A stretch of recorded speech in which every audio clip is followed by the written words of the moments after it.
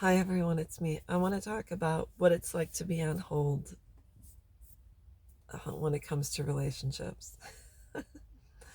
And this has to do with, and it doesn't have to do with an intimate relationship, whether you're dating someone or you're married to someone or whatever. I'm talking about when you have um, children who are now grown and they've gone and done their own thing, or, they're getting close to being adults and they decide to put you on hold. And they're the puppet master, and they decide when they're, or you're simply a toy and they decide when they're going to come and play with you. And I want to talk about how very sad it is, or how very desperate it can be for someone to disconnect from you, whether it's taken them some time or it's done suddenly, and all of a sudden you're put on hold, and you're sitting there waiting by the phone, or for a knock at the door, or for a text, or for a response. And this is someone you so desperately love and want a relationship with, and they say, no, I put you on hold.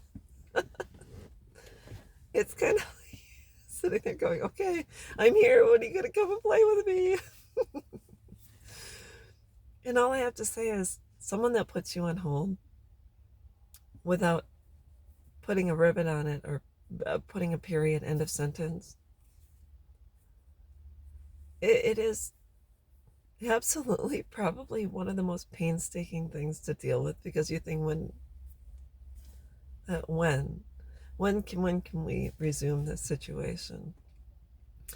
It's a person that wants to have control, and they hold all the cards, and you don't know what kind of hand they have, and you're thinking, okay, let's go, let's, come on back, let's have a relationship. And I, I've been an on hold person.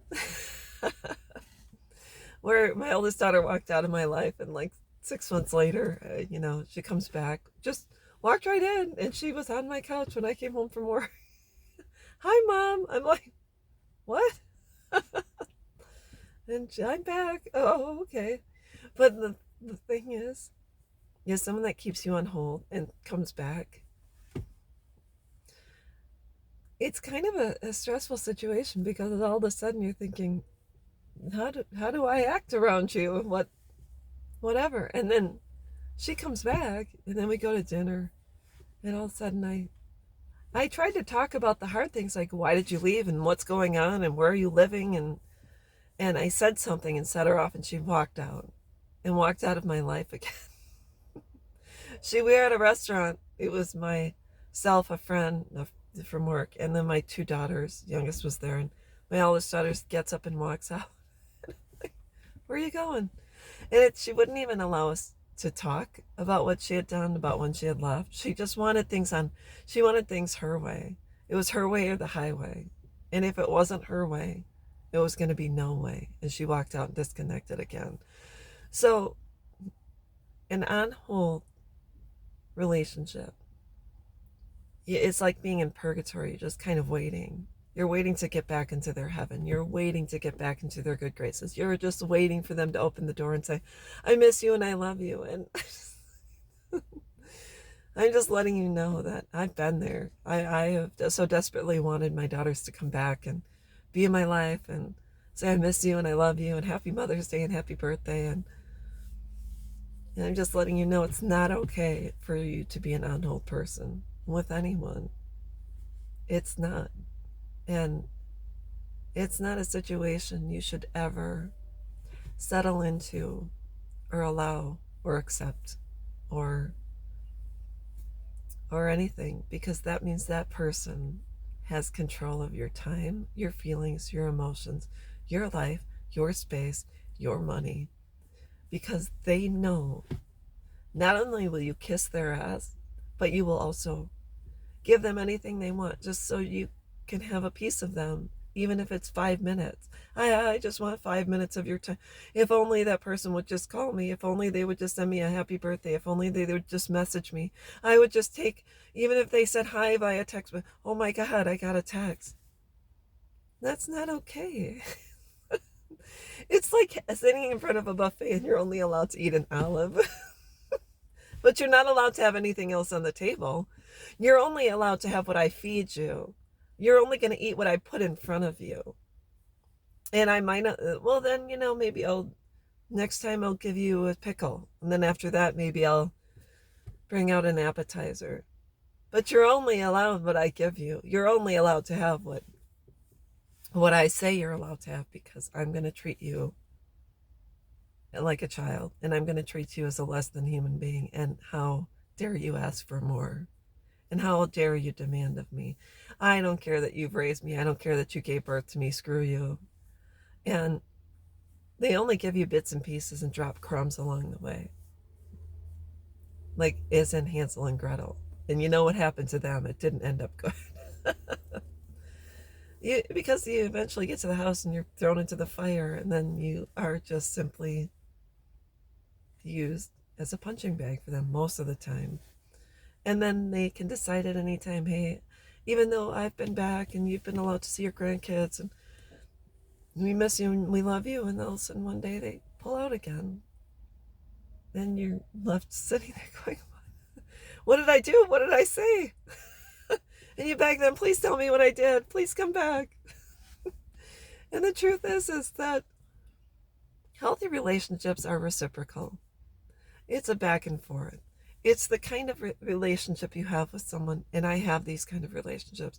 Whether you served in the military with someone, or you were friends with someone, you finally find your childhood friend on Facebook, and you reach out, and they are so excited to hear from you. And not only that, is they want to reconnect with you as well.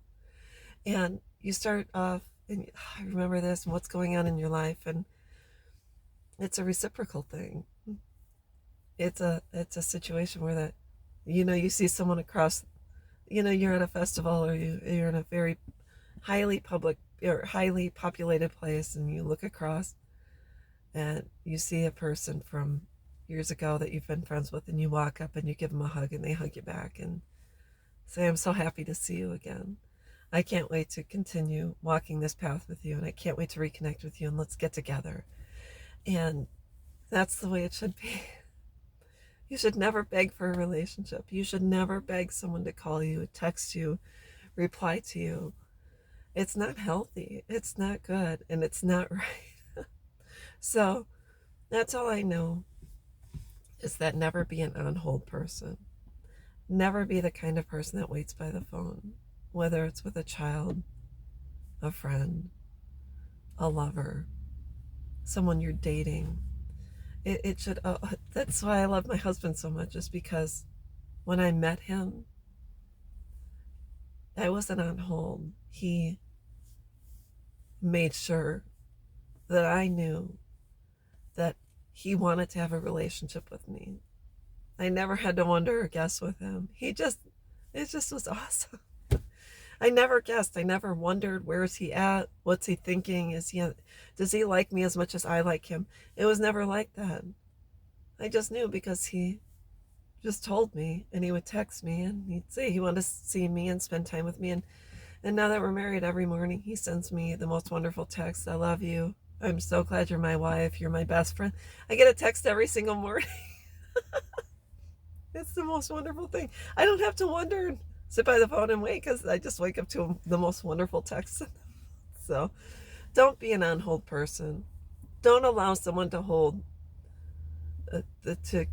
don't allow someone else to control the situation. A healthy relationship is mutually reciprocal. Not one person controls it. Both people, it's an ebb and flow. It's just yin and yang. It just works. So that's all I wanted to say. I hope you're all having a really good day. And to those of you that, are disconnected or on hold, please, find other reasons to just not have to worry about the phone or wait for that phone call or whatever. Get out there and get busy and find joy. There's plenty of it out there, but you have to look for it, and you have to invest in it, and you have to spend time with it. That's all I wanted to say, and I hope you're having a good day. Bye-bye.